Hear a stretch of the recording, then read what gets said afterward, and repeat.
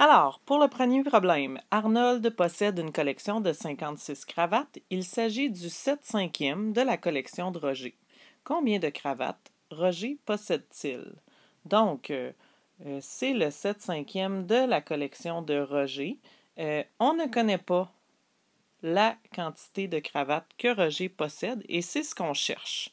Par contre, ce qu'on sait, c'est que le 7/5e de cette collection-là, de la collection de Roger, eh bien, ça correspond à la quantité de cravates d'Arnold. Donc, ce qu'on va faire, c'est qu'on va utiliser notre fraction ici qui nous dit que la collection de Roger, elle est divisée en 5 parties. 2, 3, 4, 5. Et que si on ajoute 2/5 de plus, donc on est rendu à 7/5 de la collection de Roger, eh bien, ça correspond à 56. Donc, tout ça ensemble, ces 5 parties-là et ces deux-là ici, ça correspond à 56. Donc, si je veux savoir combien j'ai dans chacune de mes parties, j'ai tout simplement à diviser 56 en 7. 56 divisé par 7, ça fait 8. Hop. Ce qui me permet de trouver la quantité, le tout, de la collection de cravates de Roger. Donc, le 5/5e, ici, qui correspond à 8 fois 5, 40. Roger possède 40 cravates. Ici, celui-là était bien réussi, donc un enclos contient 500 mouches. Le 5/50e sont des mouches tsetse. Combien de mouches ne sont pas des mouches tsetse? Donc, je connais mon tout, 500. Je sais qu'il est divisé en 50 parties grâce à ma fraction ici et surtout à mon dénominateur. Donc, 1, 2, 3, 4, 5. Bon, tu comprends que je ne ferai pas les 50 parties, 6, 7, etc. Donc, tu dois me croire sur parole que dans mon ensemble ici, il y aura 50 paquets égaux. Ce que je vais faire, c'est tout simplement diviser 500 par 50 pour aller trouver combien j'ai dans chacune de ces parties. 50 rentre une fois dans 50. Ça, je baisse mon 0. Ça rentre 0 fois ici. Et il ne me reste plus rien.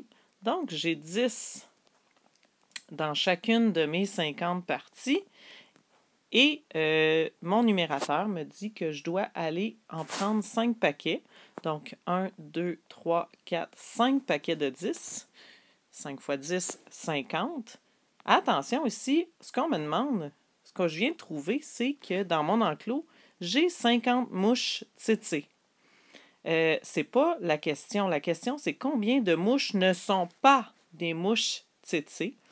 Donc, le reste des mouches ne sont pas des mouches tsetse. 500 moins 50, il me reste 450 mouches qui ne sont pas des mouches tsetse. C'était la réponse qu'on recherchait. En fait, la grande difficulté était ici vraiment la question d'être attentif vraiment à ce qu'on cherche. Mathieu a 334 amis sur Facebook. C'est le 2/3 du nombre d'amis de Simon. Combien d'amis possède Simon? Alors, on recherche en fait la quantité d'amis de Simon. On sait que le 2/3 ici des amis de Simon, ça correspond à 334. Ça ici, ensemble, ça fait 334. Qu'est-ce que ça me permet de faire? Ça me permet d'aller trouver ici combien j'ai dans chacun de mes tiers. Tout ce que j'ai à faire, c'est 334 divisé en 2. Donc, ça rentre une fois dans 3. 1, je baisse le 3, 6, 12, il reste 1, je baisse le 4, 7, 2 fois 7, 14, et il ne me reste plus rien. Donc, je sais que dans chacun de mes tiers ici, j'ai 167. Comme les fractions, ce sont des parties égales, en fait, dans le troisième tiers, j'aurai 167 aussi. Ce qui me permet de trouver le nombre d'amis de Simon en faisant 167 fois 3. Ce que je vais faire tout de suite. 167 fois 3. 3 fois 7, 21. 3 fois 6, 18, 19, 20. 3 fois 1, 3. Plus 2, 5. Alors, voyons. Simon possède 501 amis sur Facebook, ce qui est beaucoup trop. Solange fait un voyage en moto. Elle fait une pause aux 4/10 de son voyage et regarde combien de kilomètres elle a fait jusque-là. 288 kilomètres. Combien de kilomètres lui reste-t-il à parcourir? Donc, ici, contrairement aux autres, ça serait un modèle de longueur qui serait le plus adéquat. Donc, j'ai mon voyage en moto, le voyage en moto de Solange.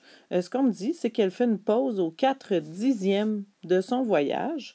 Donc, je sais que son voyage va être divisé en 10 parties égales. Donc, 5 divisé en 2, 1, 2, 3, 4, 5. 1, 2, 3, 4, 5. Donc, je sais qu'elle a fait 4. Bon, je vais juste vérifier si j'ai vraiment mes 10 parties. 1, 2, 3, 4, 5, 6, 7, 8, 9, 10. Évidemment, tu vas devoir me faire confiance sur le fait que les parties sont vraiment égales. Non, c'est pas le cas, mais elles devraient l'être en fait. Donc, ce que je viens vérifier, c'est que ce que je viens comprendre, c'est que Solange a fait ce chemin-là et après avoir fait 4 parties de son voyage sur 10, elle arrive à 288 km, ici. 288 km. Ça me permet, puis là, ce que je cherche à savoir, en fait, c'est combien de kilomètres il lui reste à parcourir. Ce que je vais faire, en fait, c'est que je vais déterminer combien vaut chacune des 4 parties ici qu'elle a fait.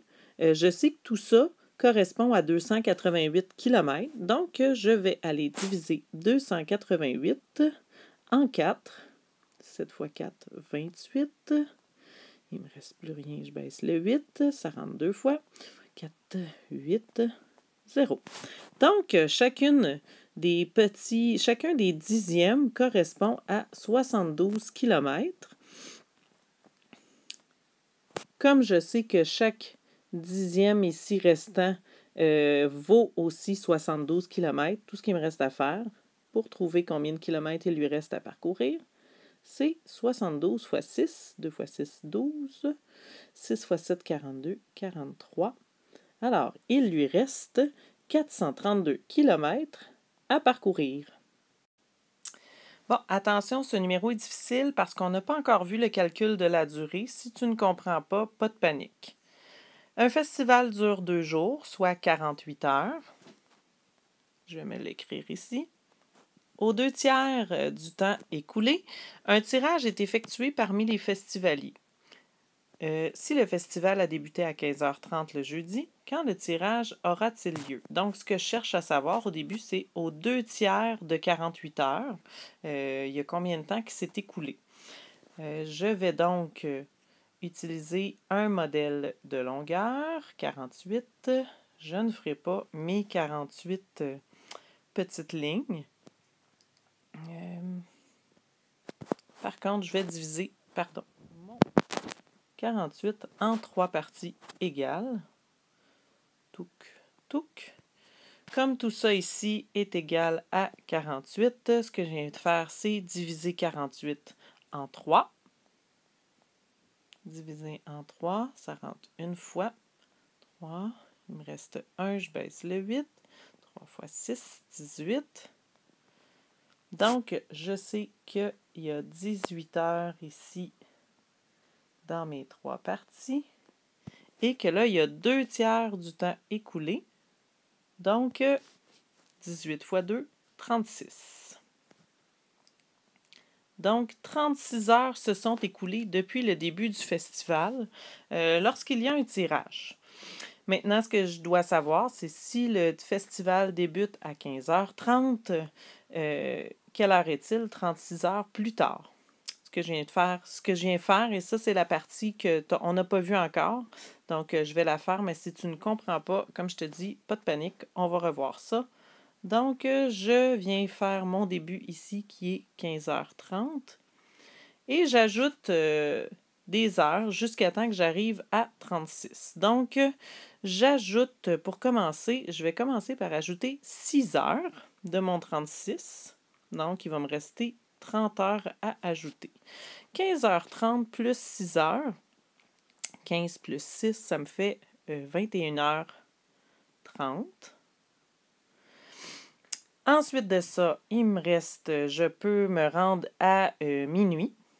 Donc, si j'ajoute 21, 30 minutes, 22, 23, il me reste 2, j'ajoute 2h30 pour me rendre à minuit.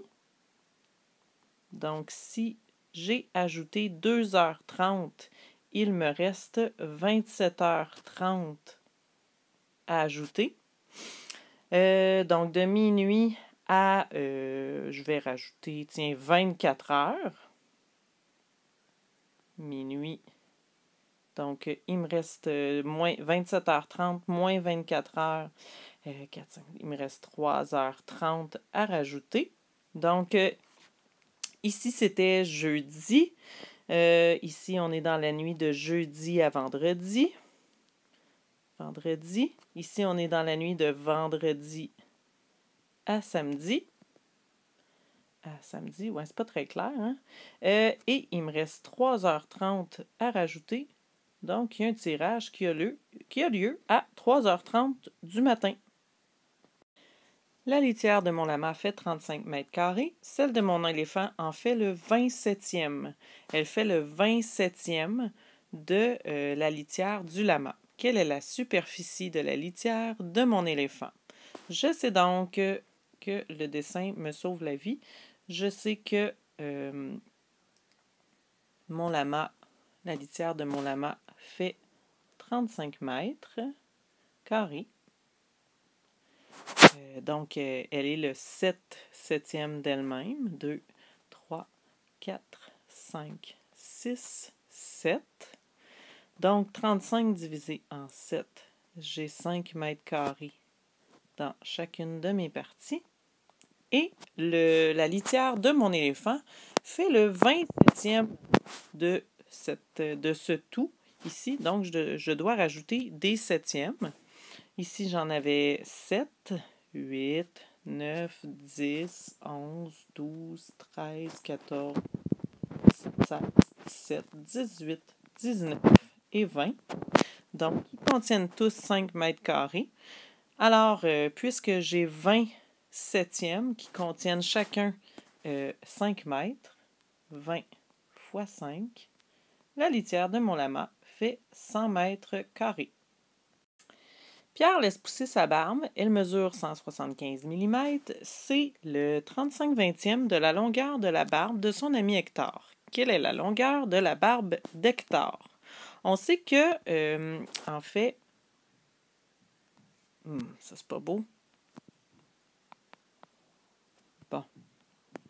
On sait que la barbe de Pierre correspond au 35. Ça, ici, ce serait la barbe d'Hector. C'est ce qu'on cherche.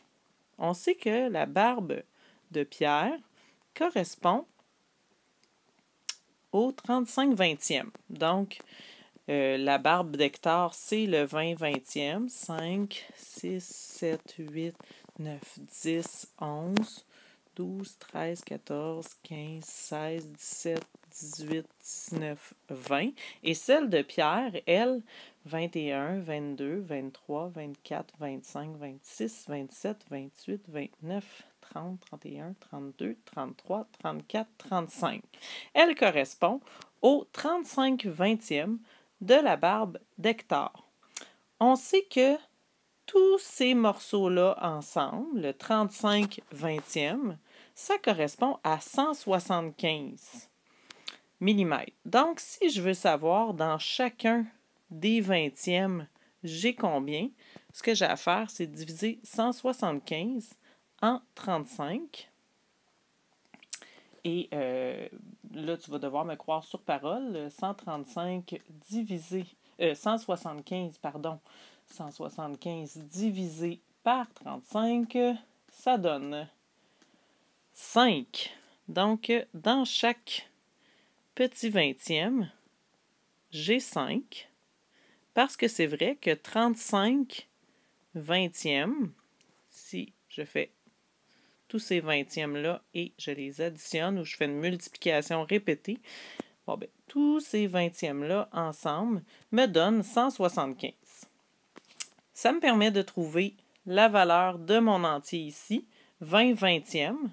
Donc, ce qui me reste à faire, 20 fois 5 fois 0, 0, 2 fois 5, 10. La longueur de la barbe d'Hector est de 100 mm. Alors ici, on te dit que la France a une superficie de 650 000 km², ce qui correspond, ça, au 13/33e de la superficie du Québec. Si je te demande de trouver la superficie du Québec. Alors, voici ce qu'on sait. C'est que la superficie du Québec, c'est ce qu'on cherche. L'information qu'on a, c'est que 1, 2, 3, 4, 5, 6... 7, 8, 9, 10, 11. Ce sera pas long. 2, 4, 6, 8, 10, 12, 14, 16, 18, 20, 22, 24, 26, 28, 30, 31, 32 et 33. Et je sais que 13 de ces parties correspondent à 650 000 km². Donc, je viens encercler 2, 4, 6, 8, 10, 11, 12, 13. Je vérifie. 1, 2, 3, 4, 5, 6, 7, 8, 9, 10, 11, 12, 13. Je sais que ces 13 parties-là ensemble, ça me donne 650 000 km². Donc, si je veux savoir combien j'ai dans une de ces parties, je viens faire 650 000 divisé en 13 et je t'informe que ça donne 50 000 dans chacune des petites parties. Donc, une partie comme ça, hop, ici, correspond à 50 000. Et là, je sais que dans tout ça ici, il y a 33 parties. Donc, ce qui me reste à faire, c'est 50 000 fois 33. Et ça, j'utilise la calculatrice fois 33, ce qui me donne 1 650 000 km². Alors, un terrain de football doit être recouvert de gazon artificiel. Il a une superficie de 7266 m². Les 8/14e du terrain restent à être recouverts, donc comme tu peux voir ici. Sachant qu'une plaquette de gazon artificiel a une superficie de 24 m², combien de plaquettes reste-t-il à poser? Alors, je vais d'abord commencer par trouver quelle est la superficie à être recouverte, le 8/14e de 7266. Donc, ce que je viens de faire, c'est diviser 7266 en 14. 14, 28. Si j'essaie mon petit carré, 14, 28, plus 10, 38, 42, plus 14, 56, plus 14, 70, plus 14, 84. Bon, donc je vois que 14 rentre 1, 2, 3, 5 fois dans 72. Ça fait 70. Il me reste 2, je baisse le 6. Ça rentre une seule fois. 1 fois 14, 14. Il me reste 2, il me reste 1, Je baisse mon 6. Je viens continuer mon petit carré. 84 plus 10, 94 plus 4, 98. Plus 10, 108, 112 et 126. Donc, 9 fois. 9 fois 14, 126. Donc, dans chacun de mes 14e, j'ai 519 mètres carrés. Comme il m'en reste 8 à recouvrir, je viens calculer 519 mètres carrés fois 8. 9 fois 8, 72. 8 fois 1, 8 plus 7, 15. 8 fois 5, 40 plus 1, 41. Il me reste donc 4152 mètres carrés à recouvrir. Comme chacune de mes plaquettes mesure 24 mètres carrés, je dois savoir combien de plaquettes j'ai besoin pour recouvrir 4152 mètres carrés. Donc, combien de plaquettes de 24? 1 fois 24. Je barre le 4, 3, 11 moins 4, 7. 3 moins 2, 1. Je baisse le 5. Combien de fois ça rentre? 1, 2, 3, 4, 5, 6, 7.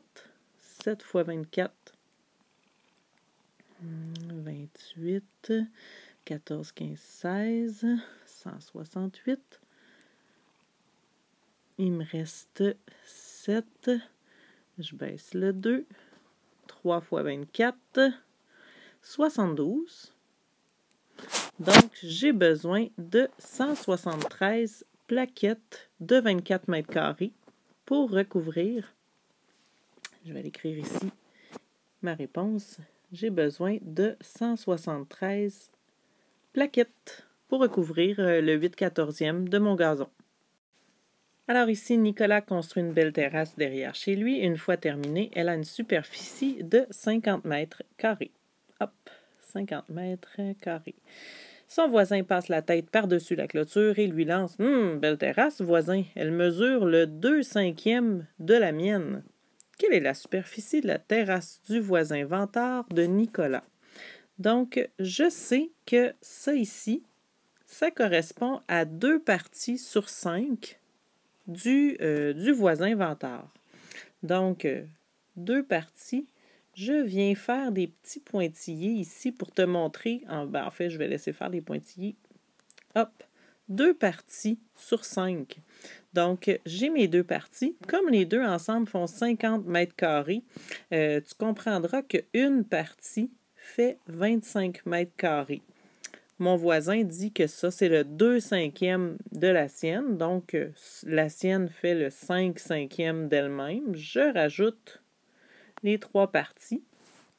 Donc, ce que je viens de trouver, c'est que la superficie de la terrasse de mon voisin vantard, du voisin vantard de Nicolas, correspond à 5 fois 25 mètres carrés, donc à 125 mètres carrés, soit 25 fois 5. Il y a 238 décorations de Noël dans mon sapin. Le sapin de ma mère possède les 9/7 de la quantité de décoration de mon sapin. Donc, mon sapin correspond à 238 et décorations et celui de ma mère correspond au 9/7 de cette quantité. Donc, 2, 3, 4, 5, 6, 7. Comme tu peux voir ici, on me disait de diviser mon tout en 7. Et ma mère en a en plus 2 autres septièmes de plus que mes 7/7. Donc, pour trouver combien il y a de décorations dans le sapin de ma mère, je commence par diviser mon 238 en 7 parties égales. Divisé en 7, donc 3 fois 7, 21. Il me reste 2, je baisse mon 8. 7 fois 4, 28. Donc, chacun des septièmes contient 34 décorations. Et comme ma mère a 9 septièmes, 34, eh bien, tout ce qui va me rester à faire, c'est de multiplier 34 par 9, ce que je fais à l'instant. 34 fois 9. 9 fois 4, 36. 3 fois 9, 27, 28, 29, 30. Le sapin de ma mère possède 306 décorations. Mon oncle est 3 fois plus vieux que mon frère de 20 ans. Mon grand-père a le 4 tiers de l'âge de mon oncle. Quel est l'âge de mon grand-père? Alors, si mon frère a 20 ans et que mon oncle est 3 fois plus vieux, mon oncle a 3 fois l'âge de mon frère, 20 fois 3, alors mon oncle a 60 ans. Et mon grand-père a le 4 tiers de l'âge de mon oncle. Donc, ça veut dire que l'âge de mon oncle, c'est le tout. 1, 2, 3. Et mon grand-père a le 4 tiers. Donc, 60 divisé en 3, j'ai 20 ans dans chacun. Le 4e tiers est de 20 aussi. Donc, l'âge de mon grand-père est de 80 ans.